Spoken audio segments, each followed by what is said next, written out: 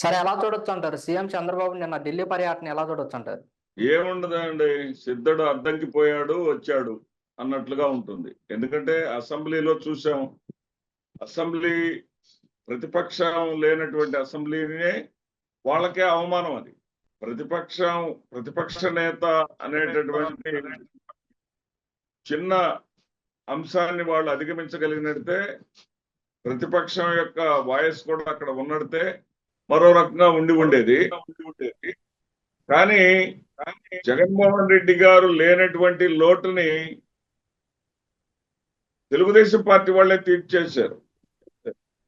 జగన్మోహన్ రెడ్డి గారి నామాన్ని జపించడం, జగన్మోహన్ రెడ్డి గారి పేరుని జపించటం, జగన్నామ స్మరణం చేయటం తప్ప అక్కడ ప్రజలకు సంబంధించినటువంటి సమస్యలను ప్రస్తావించిన దాఖలాలు ఏం కనపడలా. ఇప్పుడు ఉదాహరణకి రఘురామకృష్ణరాజు గారిని ఆయనకి డిప్యూటీ స్పీకర్ పదవి ఇచ్చుకున్నారు. సరే, అంత అన్నారు ఇంత అన్నారు, ఆయన ఏదో పార్లమెంట్కి పంపిస్తామన్నారు, మరి రాష్ట్ర మంత్రివర్యులు అన్నారు, టిటిడి చైర్మన్ అన్నారు.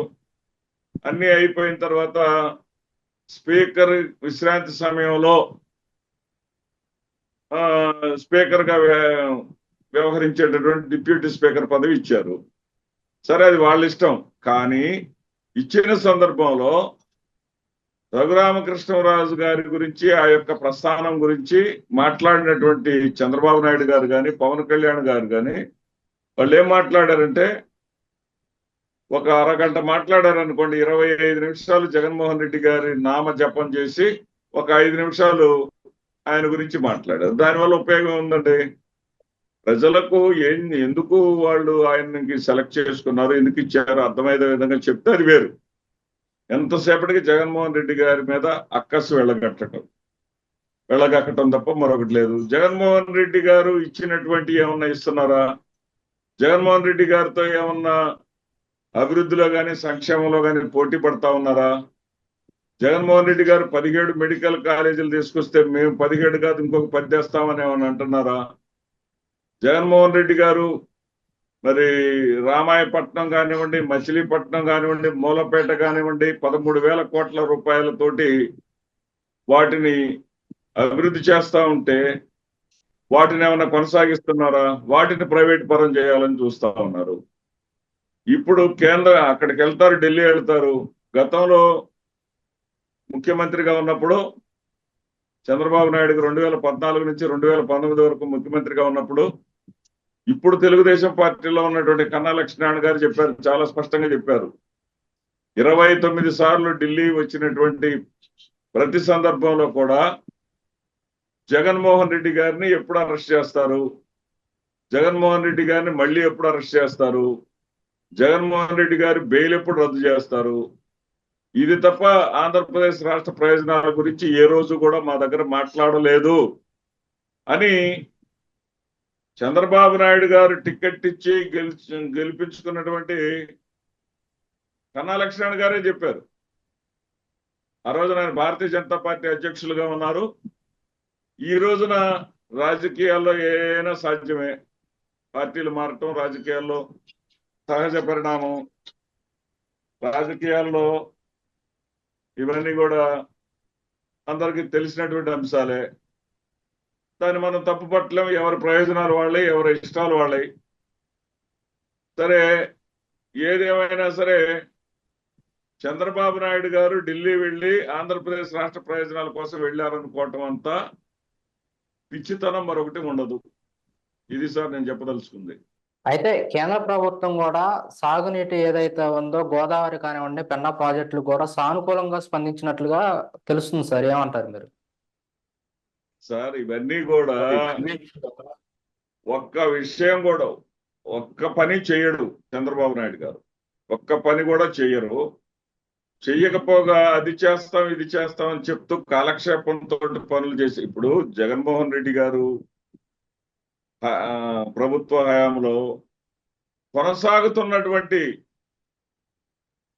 వైద్య కళాశాలలను మరొక 5 కళాశాలలు ఈ సంవత్సరం నుంచి, ఆర్థిక సంవత్సరం, ఈ యొక్క విద్యా సంవత్సరం నుంచి ప్రారంభం కావాల్సి ఉంటే వాటిని ప్రారంభించకుండా వాటిని ప్రైవేట్ పరం ఎలా చేయాలనేటటువంటి చేసే ఆయన జలవనరులకు సంబంధించి అసలు జగన్మోహన్ రెడ్డి గారు తండ్రి గారు అయినటువంటి రాజశేఖర రెడ్డి గారు జలయజ్ఞాన్ని తీసుకుంటే అది ధనయజ్ఞం అని చెప్పినటువంటి ఈయన చంద్రబాబు నాయుడు గారు సొంతంగా కట్టించినటువంటి ప్రాజెక్టు ఏమన్నా ఉందా?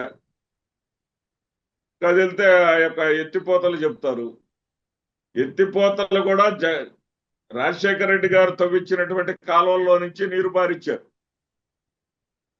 అది తప్ప చంద్రబాబు నాయుడు గారు చేసేది ఏముండదండి. చంద్రబాబు నాయుడు గారు చేసేది మాత్రం ఒకటి ఉంటుంది.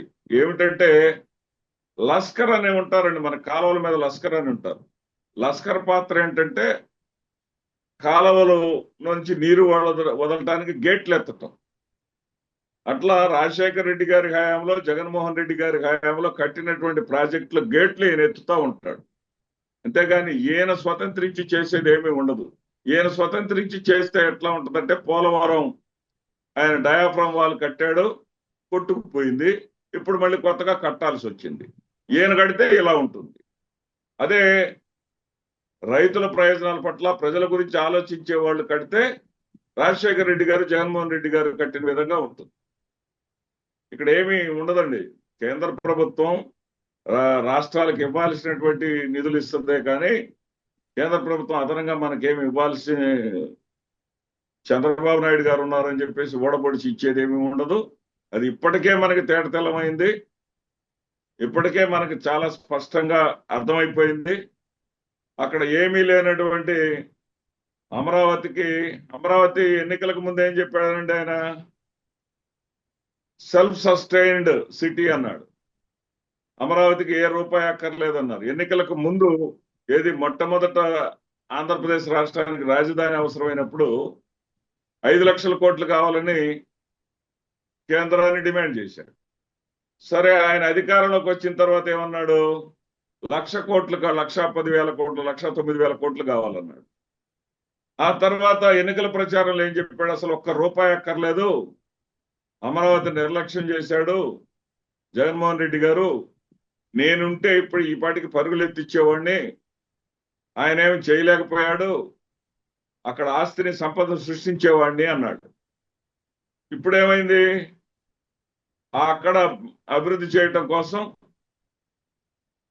ఏది వరల్డ్ బ్యాంక్ 15,000 కోట్లు ఇస్తా ఉంది, నాబార్డు వాళ్ళు 15,000 కోట్లు, ఇప్పుడు ఏదో కాకి లెక్కలు చెప్తున్నాడు. వాళ్ళ దీని ద్వారా ఏదైనా సరే ఒక 50,000 కోట్ల రూపాయలు సమీకరించి అమరావతిని అభివృద్ధి చేస్తానని చెప్పి చెప్తా ఉన్నారు.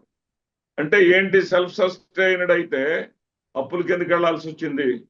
సెల్ఫ్ సస్టైన్డ్ అయితే నాబార్డుకి సంబంధించి ప్రజల ఉన్నతికి సంబంధించి పెట్టేటటువంటి ఖర్చును తీసుకొచ్చేసి ఒక వర్గం వారికో లేకపోతే ఒక అక్కడ భూములు ఇచ్చినటువంటి రైతులకో డబ్బులు ఇవ్వటం కోసం అని చెప్పేసి అప్పులకు పోవాల్సినటువంటి పరిస్థితి ఎందుకు వచ్చింది? అందుకని ఇవన్నీ కూడా కాలక్షేపం కబుర్లు తప్ప క్రియాశూన్యత, మాటల నాణ్యత ఎవరంటే చంద్రబాబు నాయుడు గారు. అంటే వినేవాళ్ళు వెర్రివాళ్ళు అయితే చెప్పేవాడు చంద్రబాబు నాయుడు అని రాజశేఖర రెడ్డి గారు అంటా ఉండేవారు. అట్లా చెప్పుకుంటూ పోతారు వాళ్ళు. ఆయన చెప్పినటువంటి మాటను ప్రమోట్ చేయడానికి వాళ్ళ అదృష్టం బాగుండి ఒక మీడియా ఒకటి ఉంది, 10 రకాలైనటువంటి టీవీ ఛానళ్ళు ఉన్నాయి, 2-3 పత్రికలు ఉన్నాయి. వీళ్ళన్నిటి ద్వారా చెప్పిస్తూనే ఉంటారు, ప్రజల మెదడులో ఎక్కిస్తూనే ఉంటారు. ప్రజలకు ఒరిగేదేమీ లేదనే విషయం ప్రజలు తెలుసుకొని వాళ్ళకి తీర్పిచ్చేసరికి 4 ఏళ్లు వెయిట్ చేయాల్సినటువంటి పరిస్థితి తప్ప ఏమీ లేదు, ఏమి ఉండదండి. డిసెంబర్ నుంచి రాజధాని అమరావతి పనులు ప్రారంభం, అలాగే రైల్వే ప్రాజెక్టు కూడా శంకుస్థాపనకి నరేంద్ర మోడీ ఆహ్వానించినట్లు కూడా తెలుస్తుంది సార్. చెల్లి పెళ్లి మళ్ళీ మళ్ళీ అంటారు. చెల్లి పెళ్లి మళ్ళీ మళ్ళీ అన్నట్టుగా ఏదైతే బల్క్ గ్రీన్ ప్రాజెక్టును ఓపెన్ చేయడానికి ఏది 80,000 కోట్ల రూపాయల పెట్టుబడితో కూడినటువంటి పెట్టుబడులకు సంబంధించినటువంటి దాన్ని పరుగులెత్తించడానికి ప్రధానమంత్రి వస్తున్నాడని చెప్పేసి ప్రజలు తప్పుదారి పట్టిస్తున్నాడే ఇప్పుడు చంద్రబాబు నాయుడు గారు. అసలు ఏ రోజునో ఎప్పుడో ఆ ప్రాజెక్టుకి ఇతర రాష్ట్రాలతో పోటీపడి ఆ ప్రాజెక్టును తెచ్చినటువంటి వ్యక్తి జగన్మోహన్ రెడ్డి గారు. ఆ ప్రాజెక్టును తెచ్చారు. ఆ ప్రాజెక్టుకి ఆల్రెడీ కేంద్ర మంత్రులు శంకుస్థాపన చేయడం జరిగింది. ప్రధానమంత్రి గారు దాన్ని విజిట్ చేయడం జరిగింది. దానికి వీళ్ళు మళ్ళీ శంకుస్థాపనలు అని చెప్పేసి కొత్త, ఇప్పుడు ఆ మధ్య మనం చూసాం శ్రీ సిటీ కొప్పర్తిలో జగన్మోహన్ రెడ్డి గారు ప్రారంభించి పనిచేస్తున్నటువంటి 16 పరిశ్రమలకి వీళ్ళు మళ్ళీ పోయి రిబ్బన్లు కట్ చేసేసి వీళ్ళు కొత్తగా ప్రారంభించినట్టు ప్రచారం చేసుకున్నారు. అంత తప్ప ఏవి కూడా కొత్తగా వచ్చినటువంటి ప్రాజెక్ట్ అనేది ఉండదు. ఈ 5 ఏళ్ల పాటు నేను ఓపెన్ ఛాలెంజ్ చేస్తున్నాను, చంద్రబాబు నాయుడు గారు ఈ రాష్ట్రానికి తేగలిగేది లేదు, తెచ్చేది లేదు. ఆ తేగలిగేటటువంటి సామర్థ్యం, సమర్థత అతని దగ్గర లేవు.